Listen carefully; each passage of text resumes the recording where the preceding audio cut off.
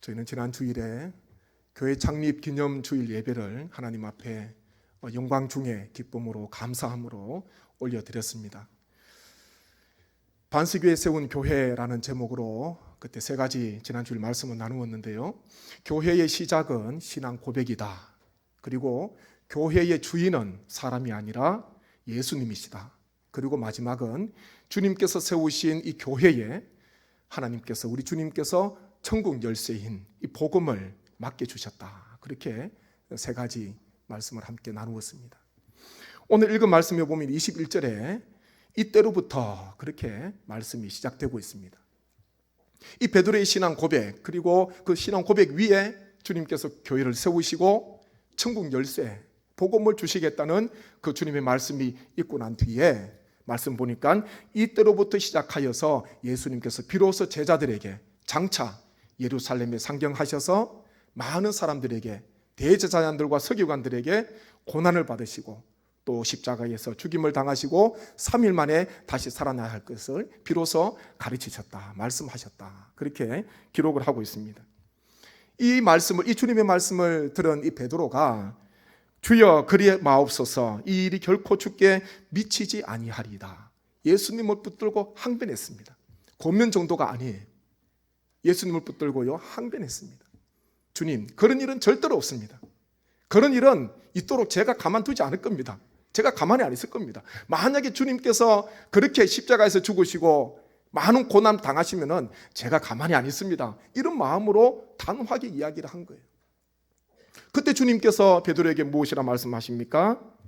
사탄아, 내 뒤로 물러가라. 너는 나를 넘어지게 하는 자로다. 내가 하나님의 일을 생각하지 아니하고 도리어 사람의 일을 생각하는도다.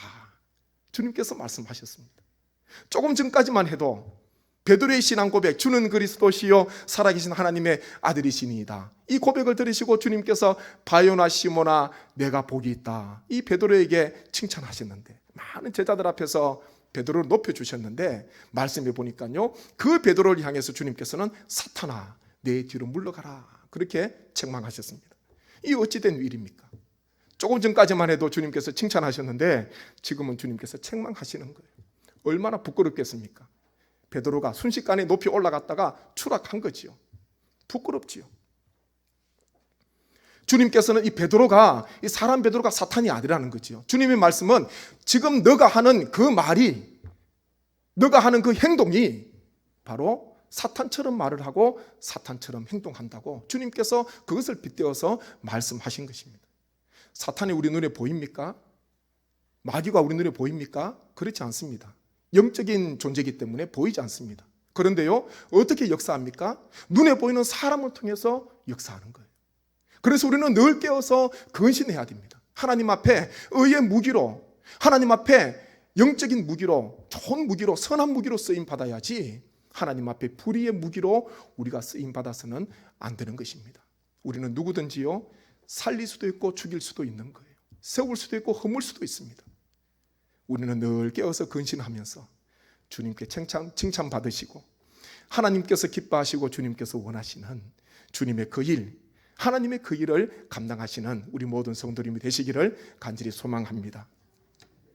창립주일 기념 예배를 드리고 난 뒤에 우리가 오늘 이 말씀을 함께 묵상하기를 원하는 것은요, 이 제자들도 주님께서 세우시는 그 교회를 앞으로 섬겨야 되고 또 주님을 따라가야 하는 그런 사명이 있습니다.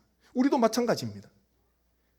교회 창립 기념주일 예배를 드렸다고 그냥 잊어버리는 것이 아니라 그 이후에 주님께서 우리에게 원하시는 것이 무엇일까?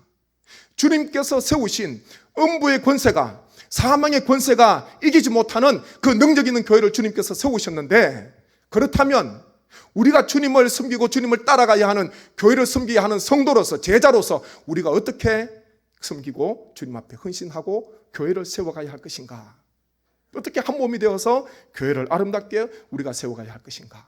그런 간절한 바람을 가지고 오늘 말씀을 함께 나누기를 원합니다. 주님께서 제자들에게 말씀하신 것, 이 베드로를 책망하시고 난 뒤에 주님께서는요, 베드로에게 정말 제자들이 가져야 되는, 제자들이 취해야 되는 자세가 무엇인가? 우리가 제자의 삶이라는 제목으로 함께 말씀을 묵상하고 우리에게 주시는 은혜를 나누고자 합니다. 먼저요, 제자의 삶은 자기를 부인하는 삶입니다. 24절 보십시오. 이에 예수께서 제자들에게 이르시되 누구든지 나를 따라오려거든 자기를 부인하고, 그렇게 말씀하셨습니다. 주님께서 제자들에게 누구든지 나를 따라오려거든 제일 먼저 중요한 첫 번째는요, 자기를 부인하는 것. 부인이 무엇입니까? 자신을 부정하는 것이고요, 자신을 거절하는 것, 옛사람을 죽이는 것입니다. 베드로는 하나님의 일을 생각하지 못했습니다. 사람의 일을 생각했습니다. 그것 때문에 주님께 책망받았습니다. 우리는 무엇을 부인해야 됩니까?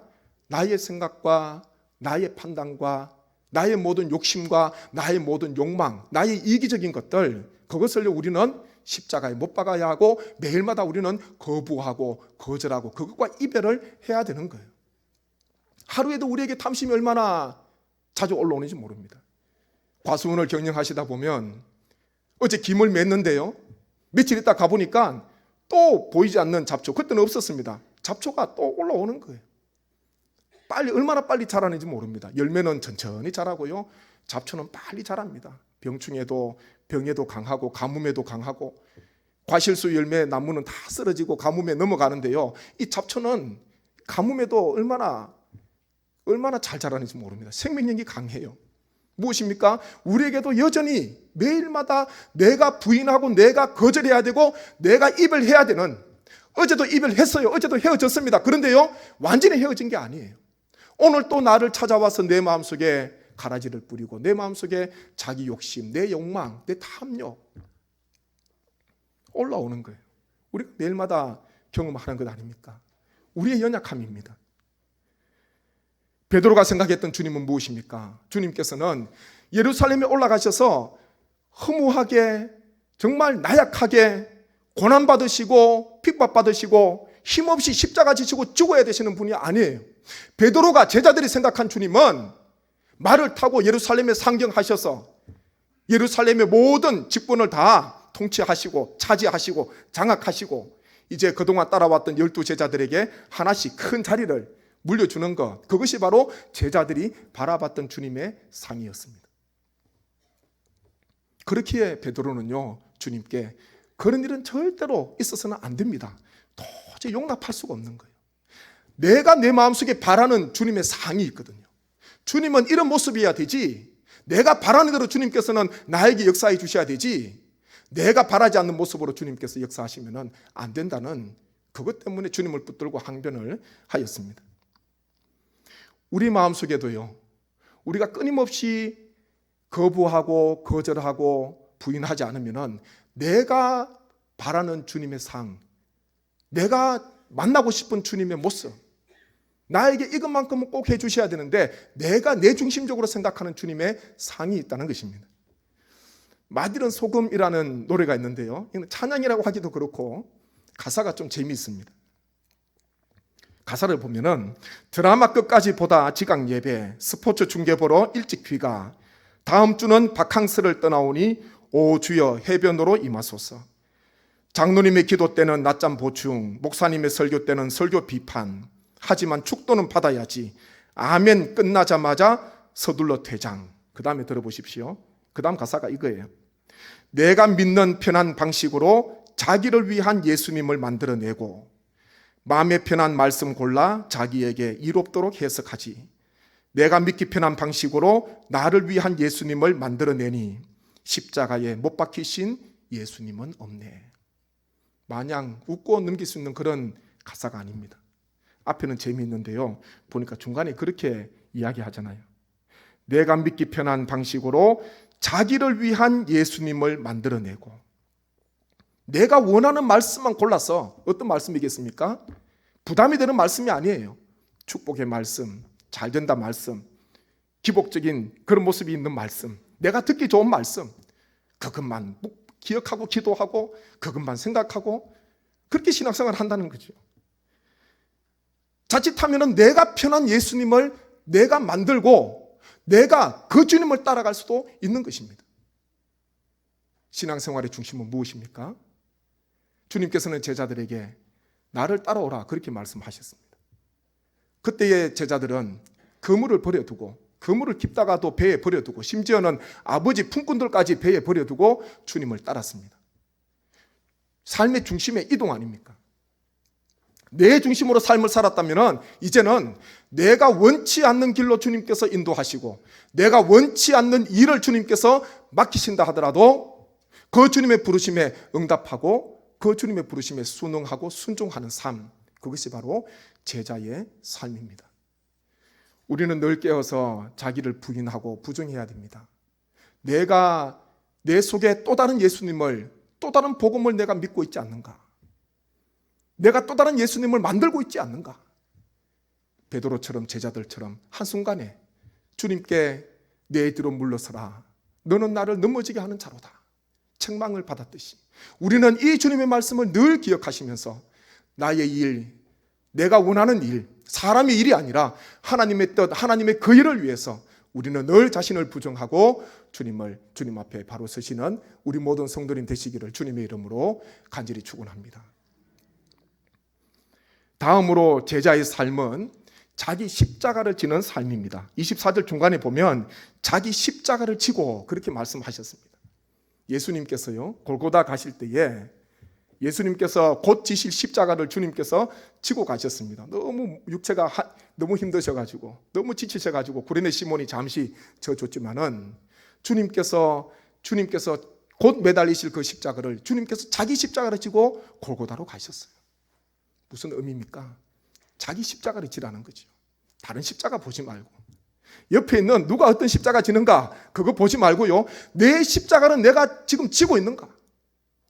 십자가, 자기 십자가는 두 가지 의미가 있습니다. 하나는요, 사명이고 하나는 죽음입니다. 주님께서는 하나님의 뜻에 순종하시고 기꺼이 자기 십자가를 지시고 인류 구원의 그 큰 사역을 위하셔서 십자가를 지시고 골고다로 가셨습니다. 그리고 그곳에서 십자가에서 죽으셨습니다. 숨지셨습니다. 십자가, 자기 십자가는요, 주님께서 우리에게 한 분 한 분에게 맡겨주신 하나님의 뜻, 주님의 사명입니다. 그리고 이 십자가 끝에는 무엇입니까? 죽음입니다. 우리가 주님을 따라가는데 내 십자가 지지 않고 그냥 살아있고 죽으려고 하지 않는다면 그것은 내가 여전히 자기 십자가를 지지 않는 것입니다. 별세 신학과 별세 목회 그리고 별세의 삶을 사셨던 이중표 목사님께서는요, 큰 수술을 4번 받으셨습니다. 그래서 목사님 스스로의 별명을 그렇게 지으셨더라고요. 별세 사수, 그렇게 스스로 부르셨습니다. 크게 4번 죽으셨다는 거예요. 큰 수술을 4번 받으셨습니다. 몸도 약하셨고 수술도 많이 받으셨는데, 그런데요, 정말 끝까지 별세 신앙, 별세 목회를 하면서, 별세가 무엇입니까? 예수님께서 골고다에서 죽으셨던 것처럼, 주님이 십자가 지고 가셨던 것처럼 죽어야 된다는 거예요. 다른 것 아닙니다. 별세 목회, 죽는 목회였어요. 주님께서 부르시는 그날까지 목사님께서 이 별세의 삶을 사시고 별세 목회를 사시고 지금도 많은 사람들에게 존경받는 그런 목사님 아닙니까? 그래서 별명을 별세 사수, 큰 수술을 통해서 4번 죽으셨다는 것입니다. 죽어서도 행복한 사람이라는 그 책에 보면은 목사님께서 이렇게 고백을 하고 있습니다. 서울대 병원에서 있은 3번째 수술에서 의사는 마취의 결과를 확인하면서 아직 마취가 되지 않았네 라고 말했다. 조금 있다가 의사가 다시 나의 상태를 확인했다. 이때 의사가 한 말은 아직 의식이 남아있던 나에게 하늘의 음성으로 나의 고막을 울렸다. 아직도 죽지 않았네. 이내 나는 정신을 잃고 말았지만 수술 후 의식이 돌아온 나는 그때 들었던 의사의 음성을 선명하게 기억해냈다. 과연 마취와 함께 죽지 않으면 고칠 수 없고 새롭게 살려면 반드시 죽어야 한다. 십자가 없는 부활이 없고 부활은 반드시 십자가를 통해서만 오는 것이다. 죽음이 새 생명의 전제요, 필수 조건이다. 나는 3번의 큰 수술을 통해서 죽어야 비로소 살 수 있음을 배웠다. 이런 고백을 책에서 하고 있습니다. 큰 수술을 통해서 의사가 와서 아직 죽지 않았다. 마취 때문에 죽어야지 수술을 받을 수가 있는데 이 수술을 통해서 내가 죽어야지 다시 살아날 수 있구나. 내가 죽어야지 다시 내가 회복을 얻을 수가 있구나. 그것을 수술실에서 큰 수술을 몇 번 하면서 깨달은 것을 목사님은 기록을 하셨습니다. 자기 십자가, 하나님의 일, 주님께서 주신 사명을 지고 가면서 나는 지금 살아 있습니까? 나는 지금 죽고 있습니까? 자기 십자가, 내 십자가가 무엇입니까? 자기 십자가. 하나님께서 나에게 주신 그 사명을 가지고 지고 가면서 나는 지금도 살아 있습니까? 아니면 그 사명을 가지고 죽음의 길로 가고 있습니까? 교회가 살려면요, 목회자가 먼저 죽어야 돼요. 교회가 살려면은, 그리고 성도님 한 분 한 분이 별세 신앙을 가지셔야 됩니다. 교회가 살려면은. 반면에요, 목회자가 살고 성도 한 분 한 분이 다 살아 있으면은, 살아서 자신의 목소리를 내고 자신의 생각을 내고 그렇게 되면요, 교회는 오히려 교회가 죽는 거예요. 한 분 한 분이 나에게 주신, 주님께서 나에게 지워주신 그 사명의 십자가, 그것을 지고 우리는요, 주님께서 가신 그 별세 신앙을 기억하면서 골고다 길로 우리가 나아갈 때에 주님께서 우리를 새롭게 살려주시고 이 땅의 교회를 회복시켜 주시고 우리의 삶을 하나님께서 거룩하게 하나님께서 세워주실 줄 믿습니다. 고린도전서 15장 31절에 그렇게 바울은 권면하고 있습니다. 같이 한번 읽겠습니다. 형제들아, 내가 그리스도 예수 우리 주 안에서 가진 바 너희에 대한 나의 자랑을 두고 단언하노니 나는 날마다 죽노라. 아멘. 요한복음 12장 24절 한 번 더 읽습니다. 내가 진실로 진실로 너희에게 이르노니 한 알의 밀이 땅에 떨어져 죽지 아니하면 한 알 그대로 있고 죽으면 많은 열매를 맺느니라. 아멘. 바울은 날마다 단언했다 그럽니다. 한 달마다 1년마다 단언한 게 아니라 날마다 나는 단언했는데 무엇을 단언했습니까? 결단했습니까? 나는 날마다 죽노라. 십자가에 죽노라. 십자가에 못 박히겠노라. 그렇게 바울은 단언하였습니다. 우리에게 주시는 메시지입니다. 하늘의 밀이 썩고 또한 죽으면 많은 열매로 나타납니다. 이 가을에 잎도 떨어지고 열매도 없어지는 것처럼 보이지만 내년에 또 더 많은 열매로 나타나는 것입니다. 우리가 땅에 떨어져 죽을 때에 우리 주님께서는 역설적인 신비로운 말씀을 하셨습니다. 죽으면 다시 산다. 살아있으면 죽는다. 그렇게 말씀하셨습니다. 우리 모두 주님께서 세우신 이 성례교회, 113년의 역사를 가지고 있는 성례교회, 주님께서 부르시는 그날까지 우리가 교회를 섬겨야 되는데 어떤 마음과 어떤 자세로 섬겨야 할 것인가?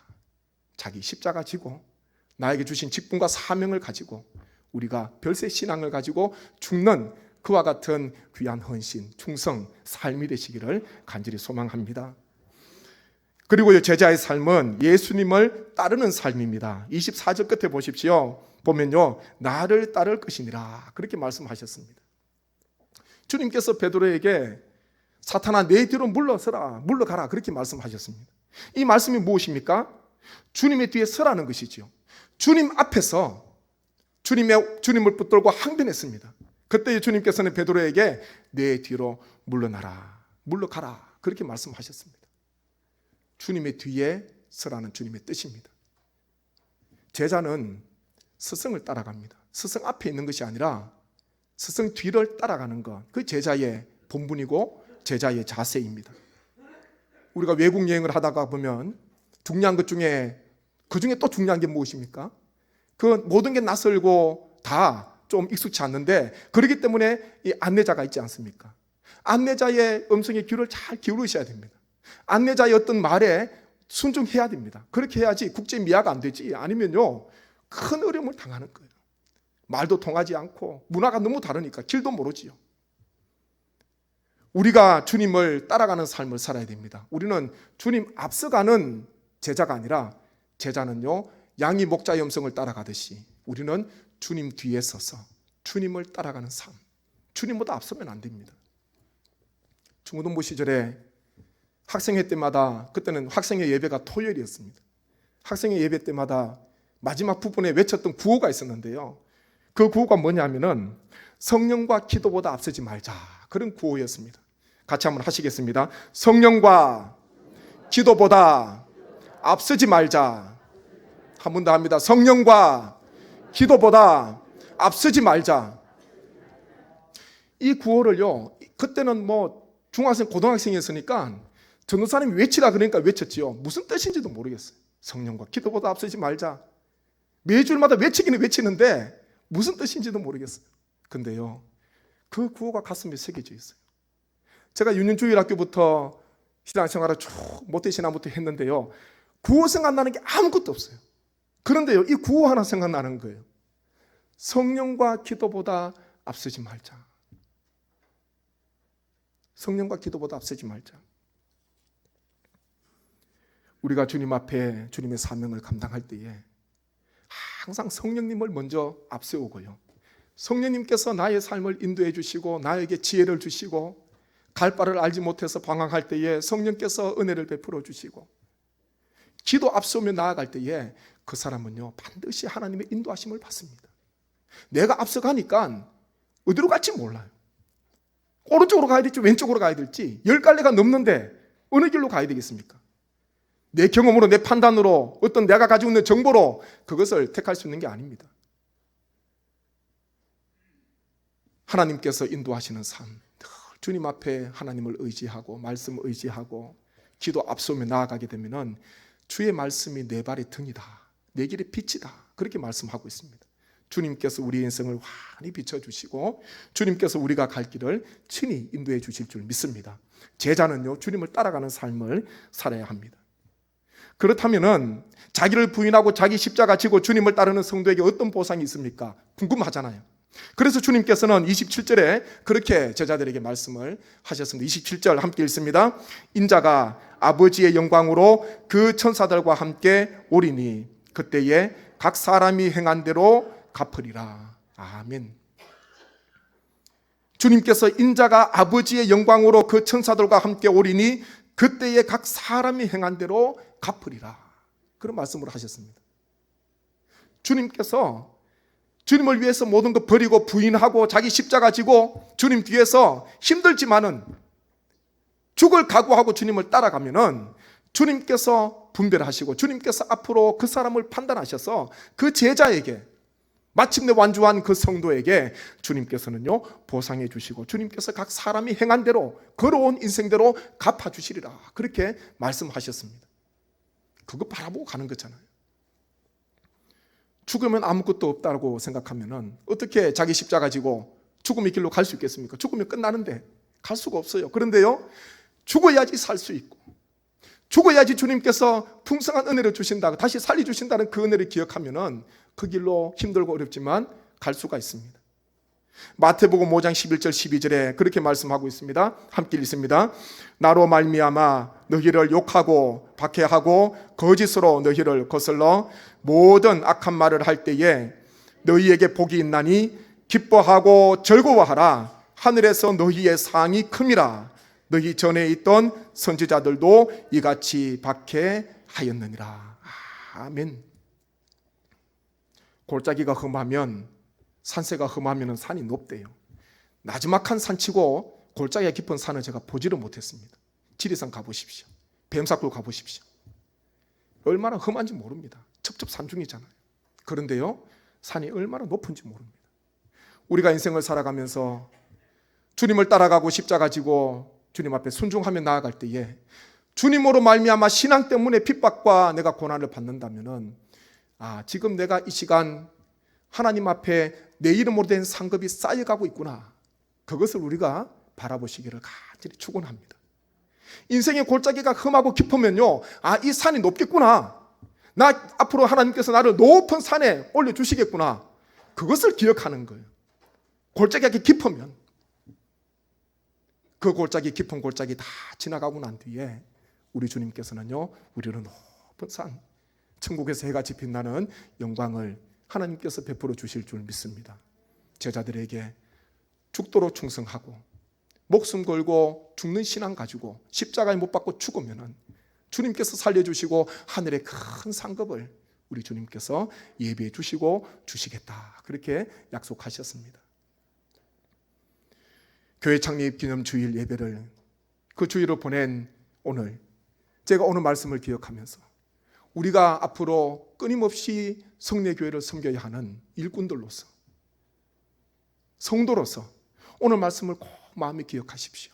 주님을 따라가고 주님을 섬겨야 되는데, 교회를 섬겨야 되는데, 첫째는 자기를 부인하고 자기 십자가를 지고 주님께서 장차 큰 상급을 주실 그 하나님의 영광을 바라보면서, 하나님의 은혜를 바라보면서 주님 뒤에 서서 말씀과 기도와 성령보다 앞서지 않고 늘 주님 뒤에 서서 주님을 따라가는, 주님 말씀에 순종하시는 우리 모든, 이 땅의 모든 성도님, 그리고 우리 모든 성례교회 성도님 참 제자들 되시기를 주님의 이름으로 간절히 축원합니다.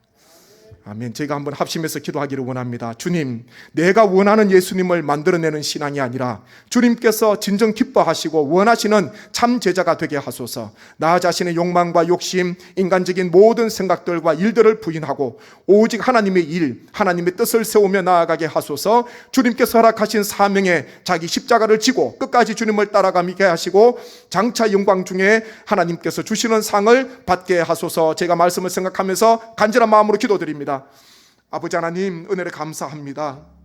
하나님께서 이 시간 불러주시고 주님께서 피값 주고 세우신 교회, 하나님 저희를 교회 하나님 지체로서 주님께서 불러주셨고 아름답게 교회를 섬기고 세워야 하는데, 주님 오늘 주신 귀한 말씀을 마음에 새기기를 소망합니다. 하나님, 교회 창립 기념 주일을 저희가 보내고 하나님 첫 주일을 저희가 맞이하면서 오늘 주신 마음에 기억하면서 우리 모두가 참 제자가 되기를 소망합니다. 자기를 부인하게 하시고 하나님, 내가 원하는 그 주님의 모습이 아니라, 내가 바라는 주님의 상이 아니라 주님을 따라가게 하시고 주님 말씀에 순종하게 하시고 끊임없이 사람적인 모든 일, 나의 모든 욕망과 욕심을 다 내려놓게 하시고 부인하게 하시고 거절하게 하셔서 오직 하나님의 일을 바라보기를 소망합니다. 하나님의 뜻을 바라보기를 소망합니다. 자기 십자가 지고 나아가기를 원합니다. 우리에게 주신 직분과 사명을 지고 아버지 하나님의 죽음의 길로 나아갈 때에 우리 주님께서 살려주신다 말씀하셨습니다. 주여, 우리가 십자가에 죽게 하여 주옵소서. 하나님의 우리의 모든 것이 다 십자가에 못 박히게 하여 주옵소서. 내가 죽음으로 말미암아 교회가 살게 하시고 내가 죽음으로 말미암아 우리 주님의 영광이 나타나게 하여 주옵소서. 주님 뒤에서 우리가 따라가기를 소망합니다. 주님 앞에 서지 않기를 원합니다. 늘 말씀과 기도와 하나님의 성령님을 앞세우며 나아가는 우리의 삶이 되게 도와주시고